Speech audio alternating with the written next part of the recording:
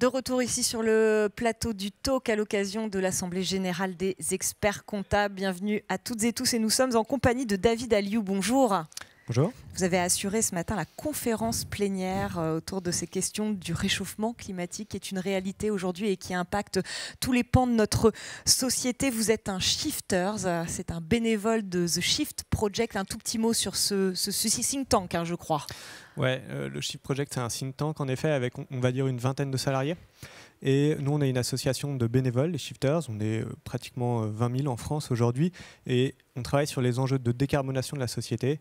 Et donc, à la fois, disons, de contraintes énergétiques, décarbonation au niveau de l'approvisionnement de l'énergie, et au niveau des effets aval, donc de la décarbonation liée, on va dire, aux enjeux climatiques. Alors, ce matin, ce que vous avez expliqué à notre assemblée réunie d'experts comptables, c'est que ce changement climatique, bon, on ne peut plus le nier et qu'il a d'ores et déjà des impacts, et notamment sur la sphère économique et dans plein de professions différentes.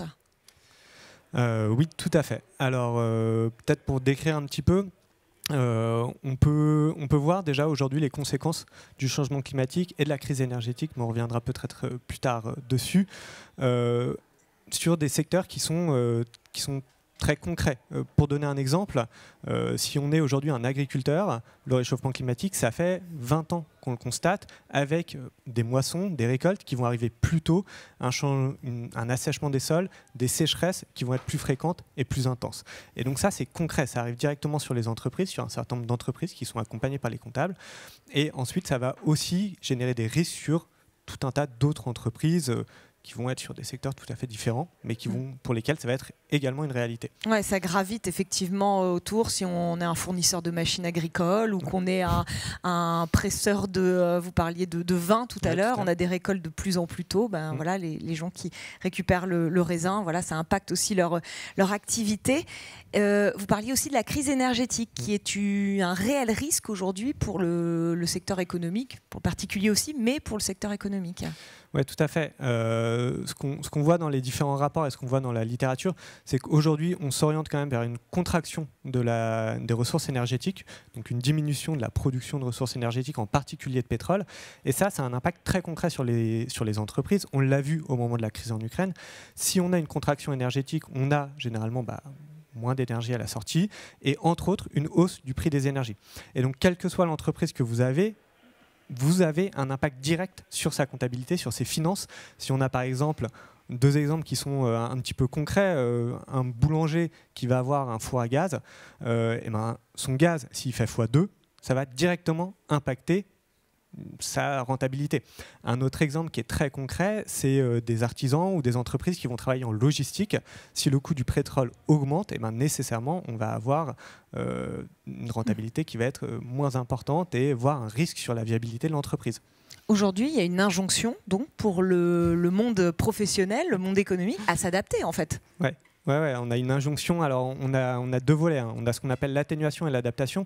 L'atténuation, c'est diminuer l'impact de l'entreprise sur le réchauffement climatique pour ne pas aller vers des réchauffements de 5 degrés qui seraient complètement catastrophiques pour tout le monde. Donc ça, c'est le premier volet. Déjà, limiter l'impact du réchauffement climatique. Et ensuite, on a un volet atténuation qui est dire aux entreprises, vous aurez demain moins de pétrole. Là, le réchauffement climatique sera une réalité. Donc, vous devez adapter vos process, vos fonctionnements à cet environnement de demain.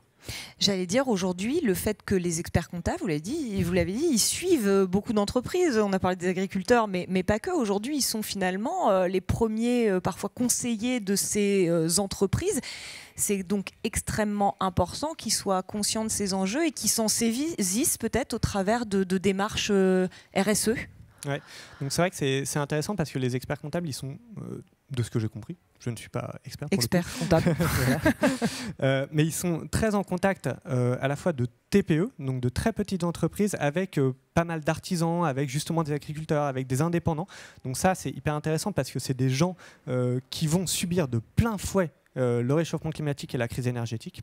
Et ils sont aussi en contact avec des PME ou des groupes un peu plus grands qui, eux, vont subir les réglementations. Et donc c'est assez intéressant parce que les experts comptables, ils ont la capacité de parler à tous ces gens-là, donc de les conseiller, donc de les accompagner dans leur transition. Donc je pense que c'est des aides potentielles, en tout cas, pour la transition environnementale. Aujourd'hui, de votre constat à vous, de shifters, est-ce que le monde économique est conscient du poids qu'il peut justement avoir sur cette question du réchauffement climatique ? Conscient, je pense que ça dépend beaucoup des secteurs et des entreprises.